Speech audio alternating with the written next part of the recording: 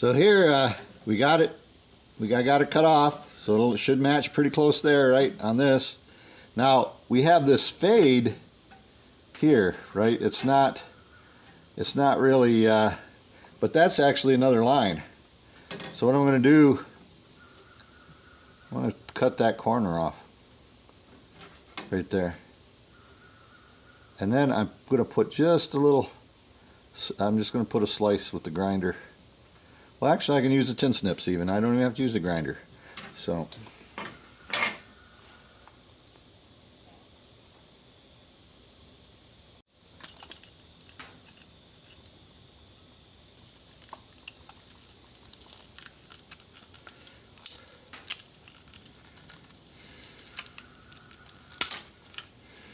okay.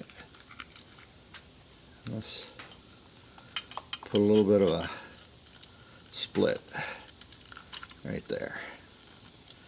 Now I'm off to use the vise. Well, all right, we're here. I got this piece kind of made here. Look at that. We're still kind of high, right? But we're gonna have to make a decision. This in here, from the looks of it, needs to be more down. And so I think what I'm going to do is I'll go back to the vise, and I'm going to put a bend in along here. It may be a radius bend, because you know, if you tip it in, we're looking good there. But we got to get it to be more there, right? And this is, if you look at it, this is what's holding it up. So let's see what we can do to get this bent around where we think it needs to be. So I'm gonna go over the vise and bend this. Well, let's see what we got. Okay. So we're still a bit high, but we're down to 1/4 inch. Part of it is this is holding this up, right? What we have in here that we're dealing with. So what I'm going to do is I'm going to cut this away. So let's see what we got.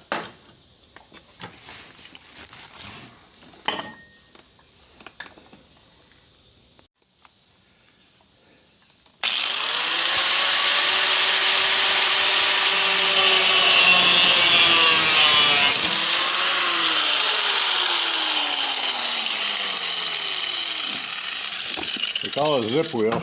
It does zip sometimes. Just gotta make sure it don't zip you. So, all right. So let's see what we got here. Okay. So now we don't have that holding up, but we still kind of have a high slant to it here. So what I got to do, I think, is let's see. Let's bring this down. So we can bring that down pretty easily.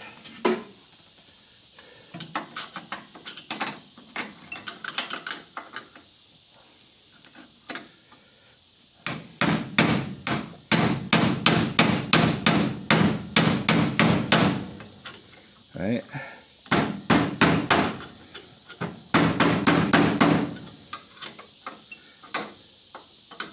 Even if I have a bit of a gap, that's not the end of the world. Okay. So that's the ticket. That's the ticket. So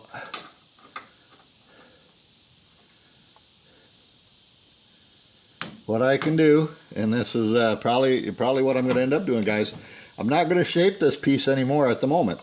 I gotta get all this ground down back here. So before I seal this all in, this has to be prepared. and have a little bit of a coat of primer on her or something. So, but we're this far on making that patch, and if I have to, I can take coat hanger and weld that up, right? Yeah, everybody knows the Bad Chad coat hanger trick. So, but well, maybe I can even bring it down a little bit more. So, let's see. You know, the beauty of this particular part is that there's nobody going to see it. Once that tail panel's on over here, you know, the tail panel's in, and nobody's going to see this. This is all inner structure, so it doesn't have to be, you know, dead set perfect. And I think too, one of the things I need to do is bring this corner back up a little bit. So let's find a way to do that.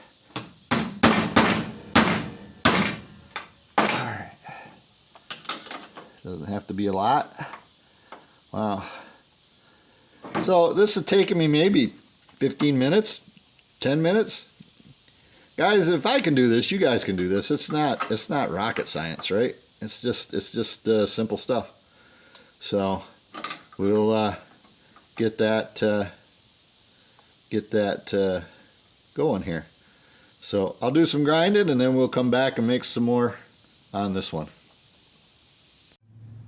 Well, I got this second part of this third part of this patch made, and gonna weld it in place here, and we'll see how this continues to go. Well, I've done a rough grind, and I think she's pretty close. I haven't welded up in here yet because I actually got to replace a little patch back in here on the inside. It's got a bit of rust under it. I don't want to do that until after I get this piece in here to try to make sure everything's in alignment. This just is pretty flimsy, and so you know, don't want to take away more strength than I have to. But now I can get a coat of tiger hair on this, and well, fiberglass strand Bondo, I guess is what you call it, but some of that on there just to seal the pinholes, and we'll go from there. So I think this is going to be good enough for me. Nobody's ever going to see it. You know, I doubt if anybody's going to stand on their head and look at this car from the trunk. So, all right, take it easy, guys.